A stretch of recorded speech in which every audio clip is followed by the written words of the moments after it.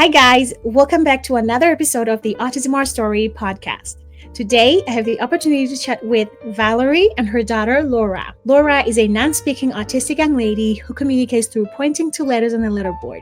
She is also a fierce advocate for spelling on social media. Today, we're going to be talking all about Lora's spelling journey. Valeri, Lora, thank you so much for joining me today. I'm so excited to have you on the show. I'm going to give you the opportunity to introduce yourselves, and we're going to start from there. Hi, Nicole. Thank you so much for having us. My name is Valeri, and this is my beautiful daughter, Lora. Lora is a 20-year-old non-speaker with apraxia. Nice to meet you guys. I'm so excited to chat with you today. So I wanted to just jump into your spelling journey, how it began. When did you guys find spelling, and how did you find spelling? Yeah, so Lora has been spelling for just over 4 years. She was 16 when we started. And I think Amazon must have had an algorithm that says this woman orders, every book on autism ever published. And so they sent me a link to pre-order this book called Underestimated: An Autism Miracle. And I must have pre-ordered it and forgot it. And so a few months later, the book came. We were getting ready to go on a spring break with the girls. And I thought, well, I'll bring the book with me. And I brought it, but I wanted to really have a good time on vacation. And I wasn't ready to read another book that would just kind of set me up for hope. So I didn't read it. And then we had a great time on vacation. And we got back in the car. We were going to drive from Lake Tahoe back to Los Angeles, where we lived at the time.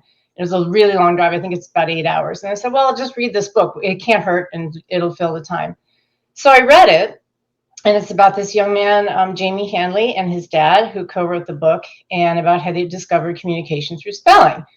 And it was a tearjerker and a wonderful book, but it didn't really make me think, yes, this is something that we could do. I thought that's amazing for this family. Their son found his voice. But I also noticed that the practitioner provider that they had gone to was in San Diego, which was, a couple hours from LA. And I thought, San Diego, yeah. And I thought, well, we have nothing to lose. We've tried everything else. So we decided to go down. We had, in my opinion, the best provider on the planet, which is Don Marie Gavin at Speller Center San Diego.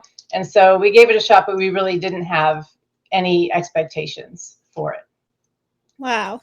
Oh my goodness. Yeah. I can imagine how you might have felt, and, the excitement, and just, at that point, you just feeling like, we're just going to try it, you never know.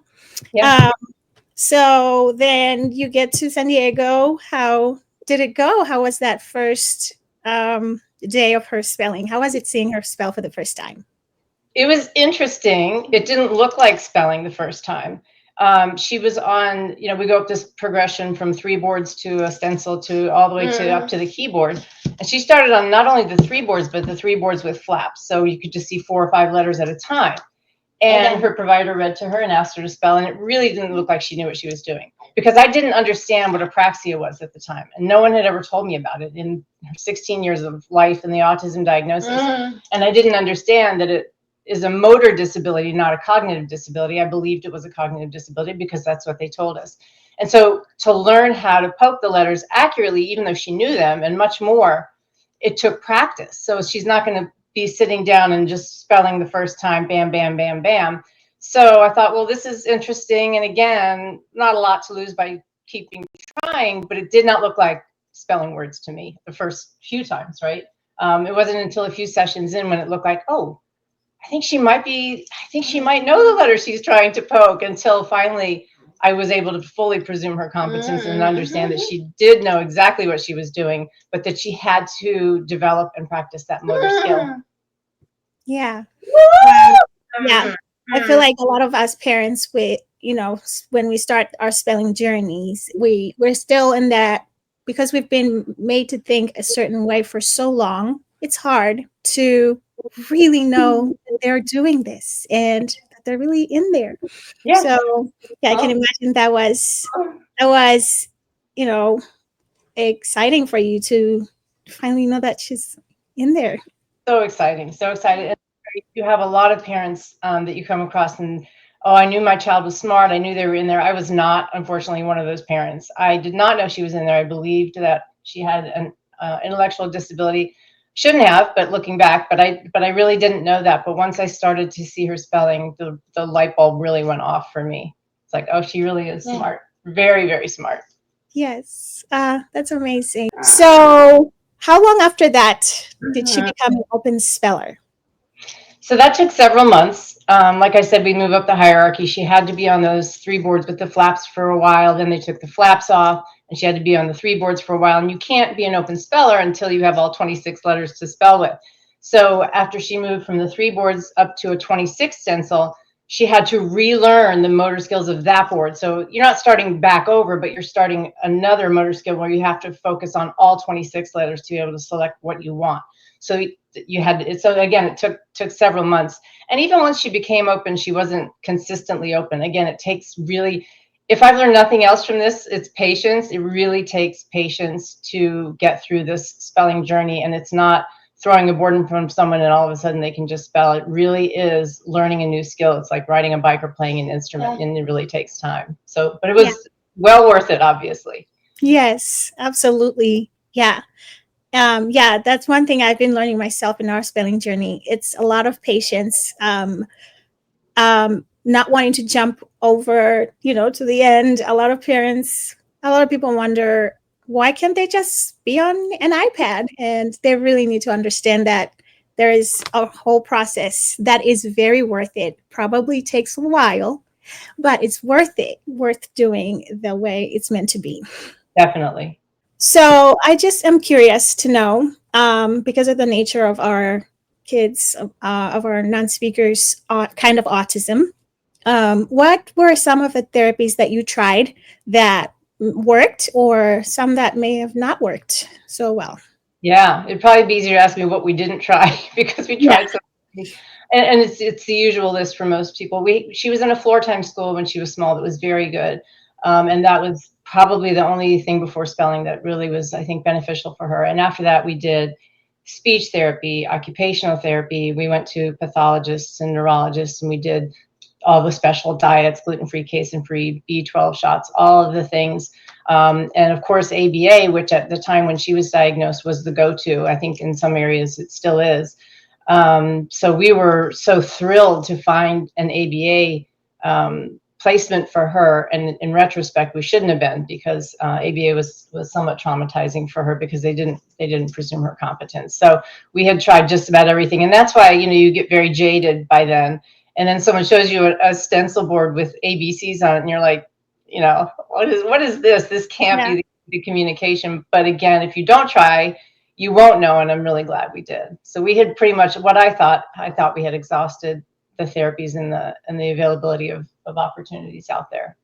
Yeah, I just feel like what you said, ABA is still the golden standard in a lot of states, and unfortunately, it's not the best for non-speakers because in ABA they don't presume competence, and I can imagine it's very frustrating.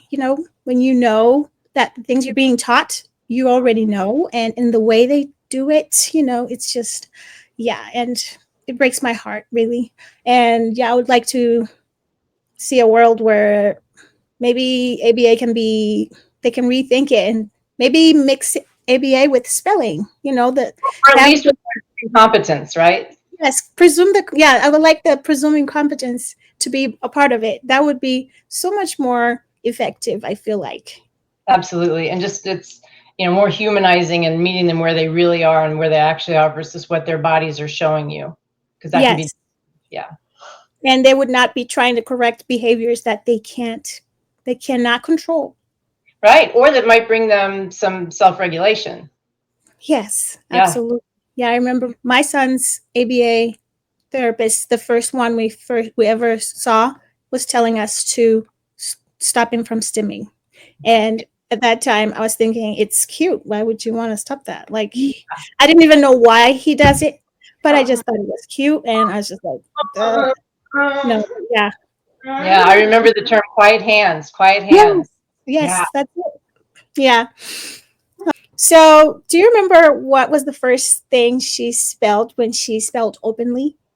Absolutely, absolutely. We were, like I said, several months in, and all of the spelling sessions, as you know, are lesson based. So you're reading a lesson and you're answering questions in the context of the lesson. And so this particular lesson was about the Polynesians discovering Hawaii and how every year they set out in their little boats following this bird that I think was the golden plover.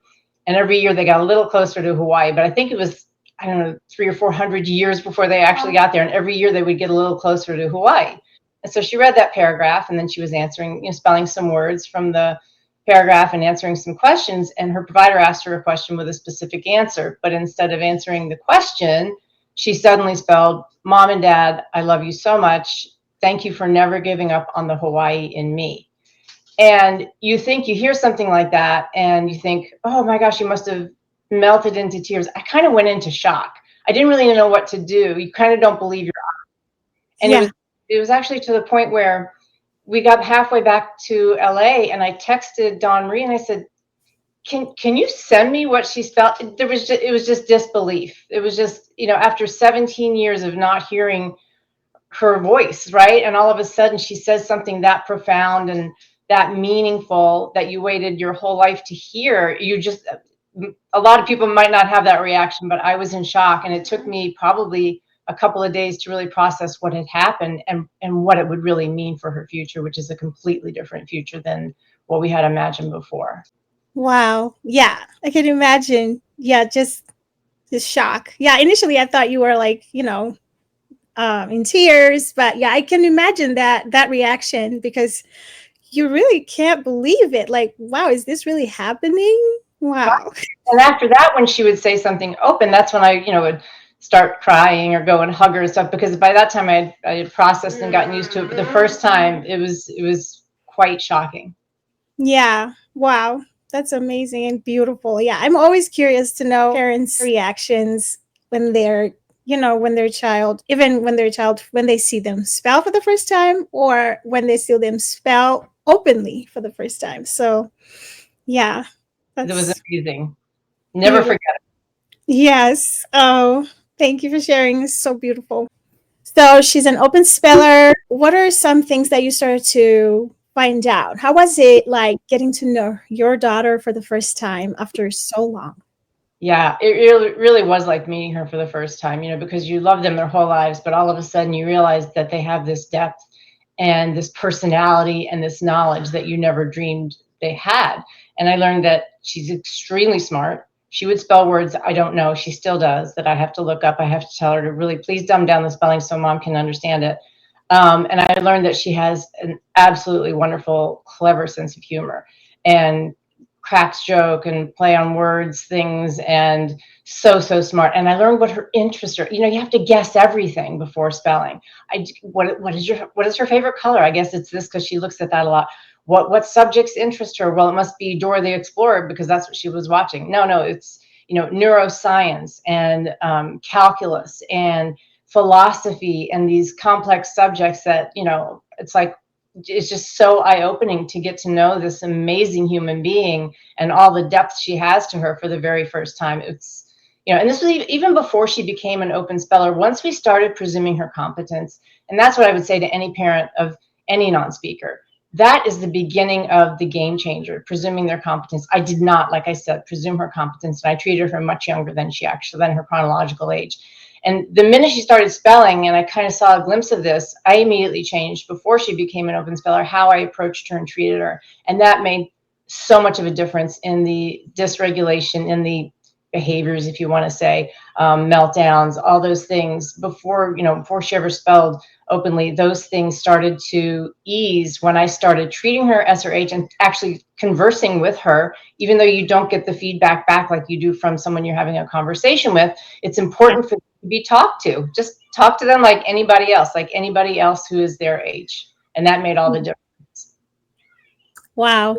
Yeah, thank you for sharing that. I feel like that's very important for parents to know. Like you shared, there was a time that you didn't presume competence, and I feel like a lot of parents can relate to that, and I can relate to that. But it's good to hear somebody like you that people can relate to, and say, hopefully they will be able to make that change. And even if they're not spelling, at least presume competence and start to, treat their talk to their child age appropriately. And I think that alone can make a difference, like you said. And then you have nothing to lose by doing that, right? There's something that we learned in our training called the least dangerous assumption, where if you teach a child something or talk to them at their age level and they're not able to comprehend, you really haven't done harm. But if they are capable and you don't teach them or you don't talk to them, then you do harm to them. And so it's really one of those things where if I talked to her like she was 16 and she wasn't able to understand, no harm done. But talking to her like a 6-year-old, and she forgives me for that. And she said many times, let it go, Mom, we've got to move forward.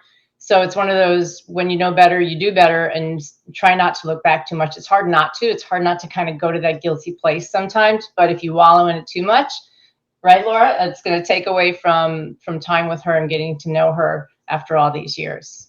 Yes. And I think you just touched on something that is also very important and beautiful, how compassionate and understanding and forgiving they are.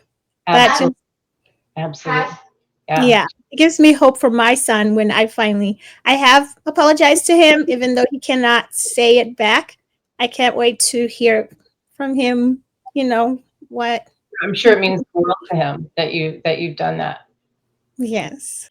So, did Laura go to public school or a private school, or was she homeschooled?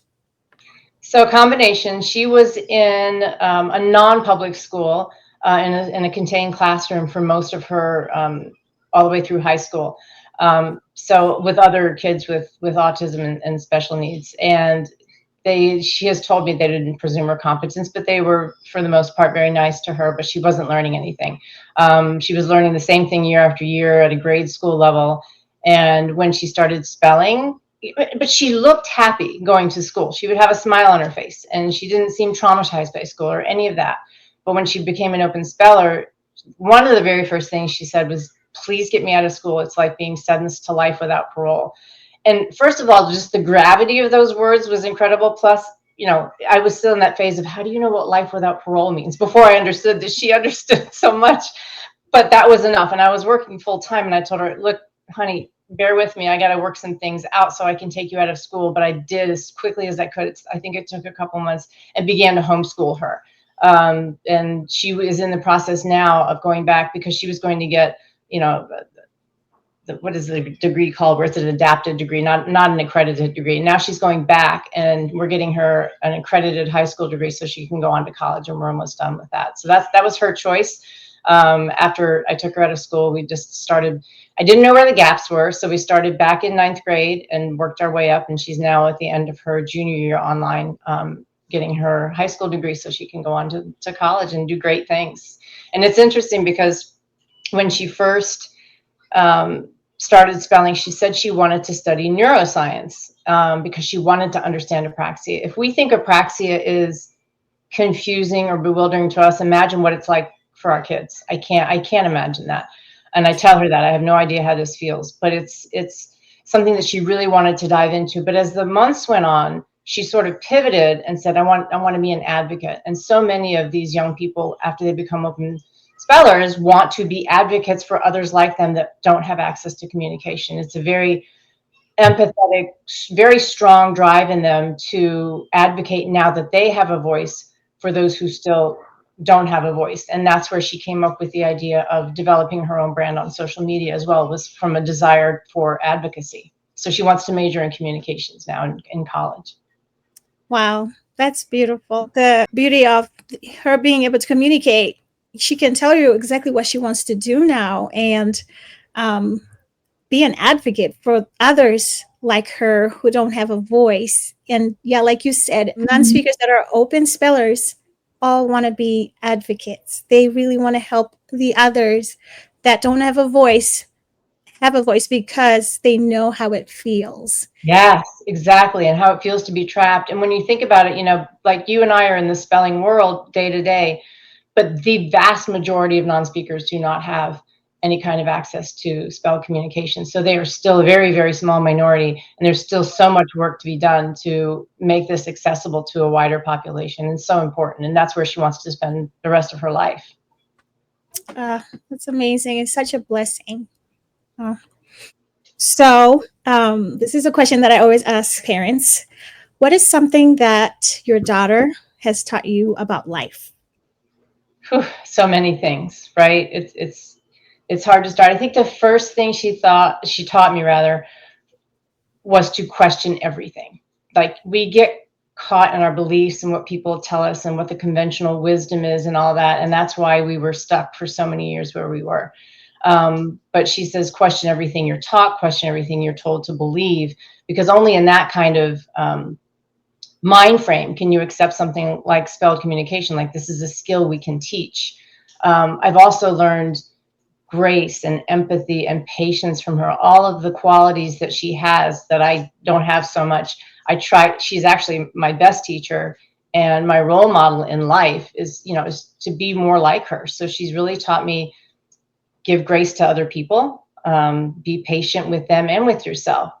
The other thing she's taught me is, if I'm not in a good place, it's hard for her to be in a good place. So we think about things like self-care, which I always like, who has time for self-care? I've got all these kids and one has special needs and I don't have time for that. And we become kind of martyrs, I think, in a regard. So what she has told me is, you need to take better care of yourself because you're my lifeline. And so it kind of opened my eyes to, hey, maybe I should, spend a little more time on myself, which I always viewed as selfish, but now it's something that I do for her. So really, my whole life view is sort of before spelling and after spelling. So I tell Laura, how you say you're so old in dog years. I'm so old in spelling years, and really only 4 years old in spelling years, and so is she. But I am so grateful. Having her communication, of course, is amazing, but the life lessons that came with it, mind-boggling, absolutely mind-boggling, life-changing. Yeah, that's amazing. Yeah, you touched on something that I can relate to. Self-care, I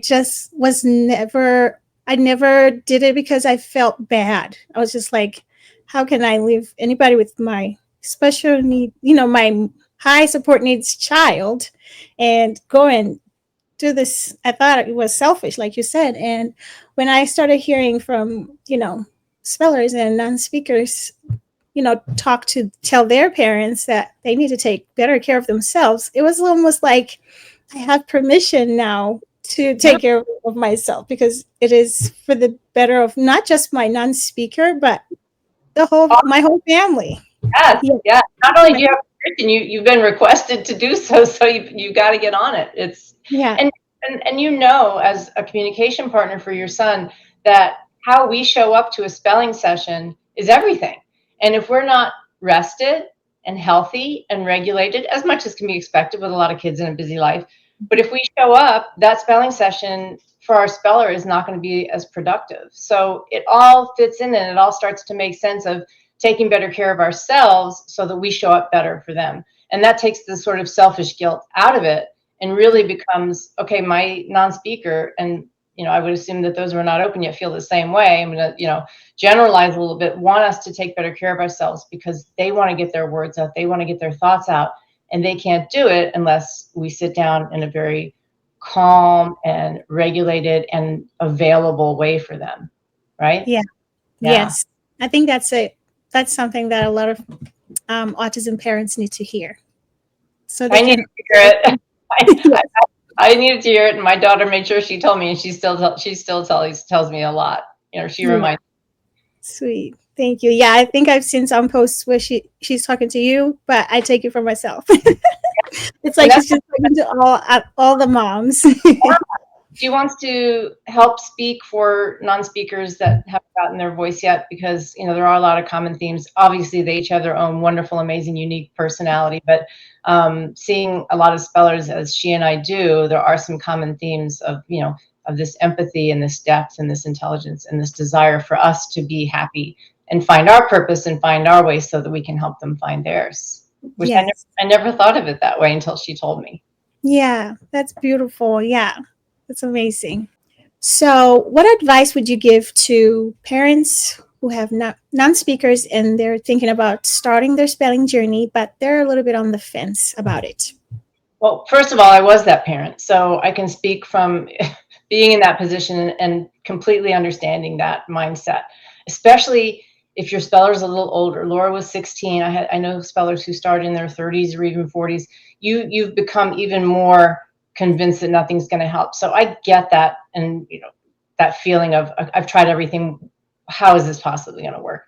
But again, I would go back to what finally got me to try it was I have nothing to lose here. Suppose there's this 1% chance that this works for me and I don't do it. And you have to be prepared for the first session or the first month or the first 6 months or the first year to not look like spelling, because unless you've got a super regulated speller that catches on very fast, it's not what it's going to look like. So you have to have that commitment to hang in there. The speller is going to get dysregulated during spelling sessions. Maybe they might not stay in the chair. It's very, very common. So I would advise them, try it, keep trying it, know that it's, what is it, Laura? She says it's a marathon, not a sprint. So you can't approach it from, oh, my first session, he's going to sit in the chair, or she's going to sit in the chair and he's going to start spelling. It doesn't look like that. They might be on the floor and they might be having a meltdown and they might be dysregulated, trying to leave the room. And so I think when spelling looks like that, the parents are like, well, I'm not going to traumatize my kid. They must not want to do this. And what spellers, including Lora, have told me is that opportunity to communicate can be dysregulating, ironically, for their bodies, because it's exciting. It gives them hope. Someone's talking to them if they're seeing a provider, or if their parents presuming competence, someone's talking to them at their age. Imagine how overwhelming that is after all those years of not being spoken to that way. So I would tell them, try, because you have nothing to lose. But most of all, if it doesn't look perfect or even beautiful, or so like something they'd like to do in the beginning, give them that chance to find their voice, because it is everything and totally worth it. Yeah, thank you. Yes, yeah, you shared what most non-speakers or most moms share. Just that keep going and giving them the chance is what's important, because there's nothing to lose. I was the mom that almost gave up because I thought my son did not want to spell until I saw a speller talking to his mom on Facebook, and he was saying, "Your excitement is contagious. It Yes. makes it hard for me to spell, to get to the words." And I was like, wow. And Yes. that made me really step back and know that I needed to really work on myself, because I didn't know. Sometimes you don't even know how excited you are and how that's affecting your speller. And so, And also a session with a provider might look different than a session with mom, because when your speller sits down with their provider, no matter who they are, it's not the same emotional connection. It's not the same combination of hope and fear and anxiety. And so ironically, for us as parents, when we sit down with our kids to spell, we bring those emotions to the table. And because they're very sensitive to that and need us to co-regulate, they pick up on that. So it really is ironic. Lora told me something early on when I was very nervous spelling, had very low confidence. She's like, Mom, you got to fake it till you make it. She literally spelled that out with her provider. And that kind of changed the journey for me. It's like, okay, what have I got to lose? I'll fake it till I make it. I'll sit down like I know what I'm doing. Like I know how to prompt, like I know which board I'm holding up, because I would be putting like the wrong board down in front of her and getting nervous, and the boards would fly off my lap. And I was like, who cares, right? Who cares? Just hang in there, act like you have confidence, because the confidence will come when you start to see that they can do it, because you've calmed down and gotten into a more regulated place, and it just sort of goes from there. But it's still a very lumpy journey. I wish it were linear, but it's, it does go up over time, but there are bumps in the road, and, one week won't look like another week, but that's why it's really critical to hang in there for the long term. yeah, amazing. Yes, I can definitely relate to that, to the fake it till you make it. I have I've made videos with my son, just trying to, help other moms get in there and do it. I didn't know what I was doing. I've had people messaging me who I appreciate it. I'm not that kind of person. Like, don't correct me. I don't know what I'm doing. And so they're like, you have your boards, fix your stuff. And I'm like, thank you so much, because I need that. And because it depends, that all my child's voice depends on it. So I'm thankful whenever anybody can correct me on my videos, but I am all out here faking it till I make it. Really. I've actually seen you spell online with your son. You're very good. But Very. probably my board position wasn't right, right? I thought it looked very good. I didn't even think he needed the flaps, but Oh, yeah, sweet. Thank you. I think I'm getting ready to take them out. You're the second person that's told me that. yeah. And it's not a rush. Wait till you're ready. That's the Yeah. key. Even if So even if right now, you're ready, wait till you're. You can't keep them on the flaps too long, but you can take them off too soon, right? yeah. Yeah. I'm feeling like the only way I can explain it is just I'm enjoying how well he's doing it right now. So I, I wish more people would kind of stay in that sweet spot for a while and enjoy it, because the more you're doing it with the flaps on, the more myelinated those pathways are becoming for him, and the more prepared he'll be when the flaps come off. So you just keep doing you. thank you. Thank you so much. Hi. Thank you so much for being here. If you're enjoying this interview, please consider liking this video or maybe commenting. Let us know what you think about what's being talked about here today. Interacting with this video would really help it to be pushed to more people that could benefit from this kind of content. I really appreciate your support. So, Laura, how has spelling impacted your quality of life? Spelling set me free from a lifetime of silence and gave me confidence to show the world who I am. Amazing. It's just absolutely amazing. Yay. Makes me happy that you have that opportunity to have your voice. So, how did you feel not being able to communicate for so long before you found spelling? I knew someday I would be set free, so I persevered.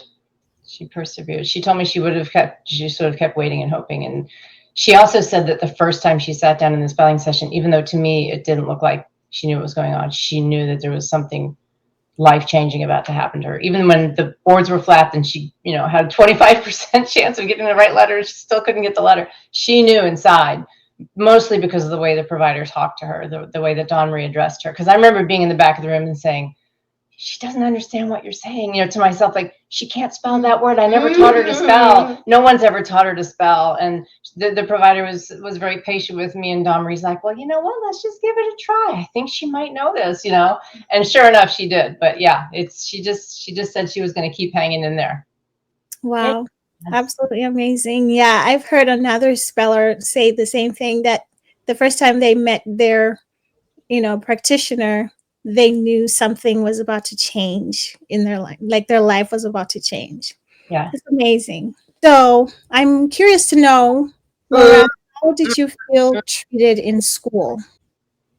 Teachers tried to understand me, but they failed because they didn't presume my competence. Yeah, and this was something she spelled a lot about when she was newly open, because she was actually still in school. And she said most of them are very nice. Some of them actually weren't so nice, and some of them would talk about the kids as if they weren't there. And it was very trauma. And she had a lot of trauma to unpack there. But she said even the nicest ones, they just didn't presume her competence. They treated her like she was in grade school and not capable of learning. Yeah. Yeah, I feel like that's very important for teachers and just people in general to know, because they might seem nice and seem like they have the intention of wanting to understand, but still lacking that understanding can, you might still not be presuming competence. And I think that people need to really understand what that is so that they can, better interact and just presume competence. Right. And even if you're out in public, it doesn't have to be a teacher or even a family member. But if you're out in public and you see a child or an adult and they don't look like they understand what's going on, or their body's moving a lot, why not presume competence and treat them, as you would want to be treated? Yes. Yeah. Thank you. So, Laura, what do you think is the biggest misconception about non-speaking autism? That we can't be intelligent because our bodies don't demonstrate it in traditionally accepted ways.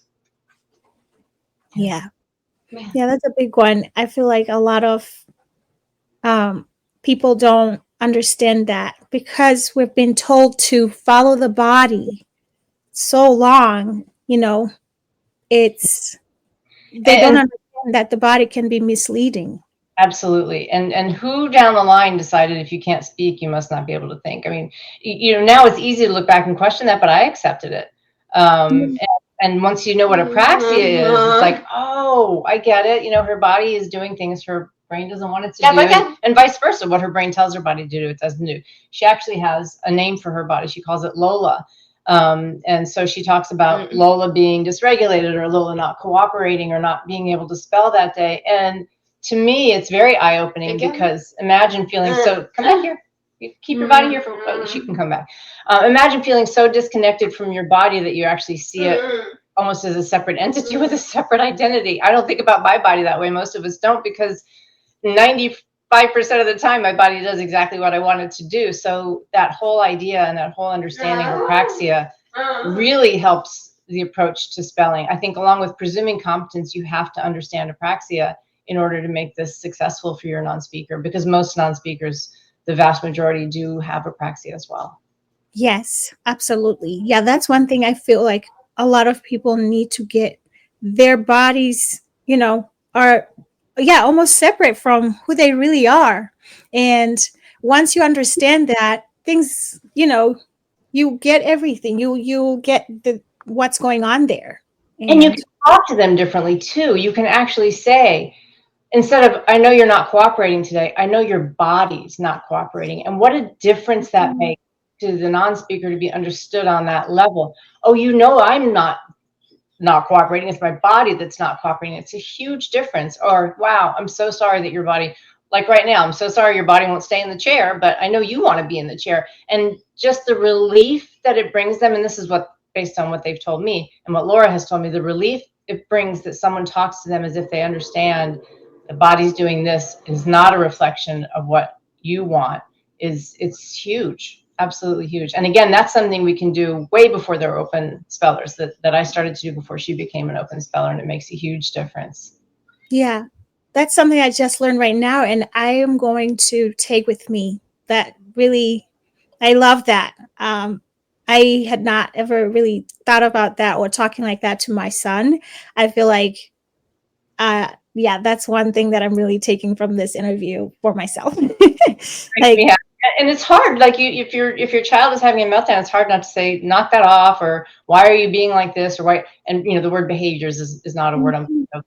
I'm sorry your body's not cooperating. That must really stink. Let's try to get it regulated. Let's get you whatever it is, in a bath or on a walk or whatever they do that, regulates the body, because recognize that it's not intentional. Even, when they're injurious, knowing that they probably don't want to be injurious, but that their body is impulsive and does that in spite of itself, can go a long way towards, like, oh, this person understands me. They understand what apraxia is. yeah, I can definitely see how that might make them feel really understood and heard, and it make a huge difference. Thank you so much for sharing Thank that. you, Lora. She's my best teacher. Yes, it's amazing. So, what is something that you would like people to know about you? I am wicked smart and have a killer sense of humor.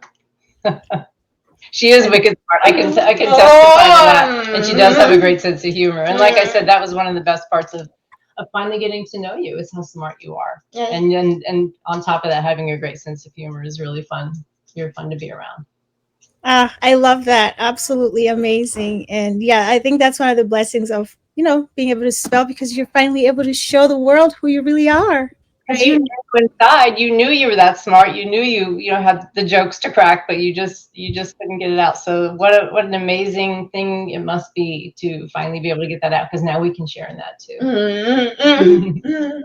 Yes, love it. So, what is your opinion on the people that say that spelling is not a viable means of communication? I say, watch me for 5 minutes and I'll blow your mind. Love it. Seeing is believing. It's really hard. And that's another thing about spelling, is in the beginning, when we're prompting, it doesn't look like they're doing it, because we're helping them. But, once you take the training wheels off and you don't have to do all the prompting anymore, it's really hard to deny that it's them doing that. But haters are going to hate, right, Laura? Okay. Yeah. Yeah. Thank you. Yeah, I love that. Yes, absolutely. I feel like if they see you spell all by yourself, There's no denying that. How can you deny that? Absolutely. I love it. Thank you for sharing that. So, what advice would you give to parents who are starting their journey, their spelling journey with their non-speakers? This will be the wildest ride of your life, so buckle up and wear your big boy pants. Buckle up and wear your big boy pants. That was my favorite one of her answers. Yeah, it is a wild ride. And you do have to be, buckled up and ready for it in a good way, and also in a, sticking with it way, right? Yeah. Yeah. It can be a bumpy ride. Absolutely love that. Yes. You need to be consistent and stay, even if it's hard, because it's going to be hard. So, yeah. Yeah. So, what advice would you give to parents who are struggling to spell with their non-speakers? Keep trying and never give up. Love will never open a door unless you were meant to go through it. Love will never open a door unless you were meant to go through it. That's what she said last night. It was just, I had never heard her say it like that until she typed that. And it was like, oh my God, love will never open a door unless you were meant to go through it. And that's, that's where love is sort of the foundation of her brand on social media. She's like, my brand is not going to be about spelling. It's not even necessarily going to be about communication. That's a byproduct. But if you don't have love, then you can't get the rest of the freedom, the connection, the communication. So, yeah, she's my hero. Yes. Oh, beautiful. I just love, your relationship and how close you are and how happy she is. Just seeing you guys is so beautiful. My ride or die. Yes. Thank you guys so much, for being willing to share your story. It's absolutely beautiful. And I know that you're changing a lot of people's lives just by sharing your stories. And Lora, you're amazing. And you are helping other non-speakers have hope with all you're doing. And as a mom to a non-speaker, I am thankful to everything that you're doing. And I know other autism moms are too. And I can't wait to see all the amazing things that you're going to be doing. And I'll keep following along with your stories. And I just want to thank you for what you're doing to take time out of your life with 4 young kids, one who's a non-speaker, and you're spelling with him, and to take the time out to get to know other non-speakers and to take the time to put their voice out there. I think you're an amazing human being for doing that. So I just Laura and I both wanted to thank you for doing that. Oh, thank you. Thank you so much. Yes, I feel like we all, are working to get the word out there. This group of people that have been silenced for so long, and so we have to help them. Nothing more important. Yes. Thank you so much for tuning in today. If you haven't yet, please consider subscribing to the channel so you can get notified whenever I post new episodes. I would love to hear what you thought about this episode in the comments below. Until next time.